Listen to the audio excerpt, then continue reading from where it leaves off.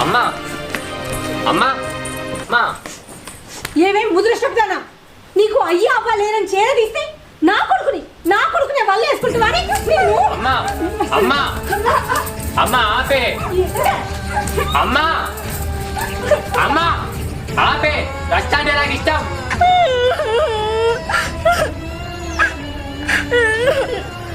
ఇంకొక్క దెబ్బ దాని మీద పడ్డాయనుకో మంచిగా ఉండేది.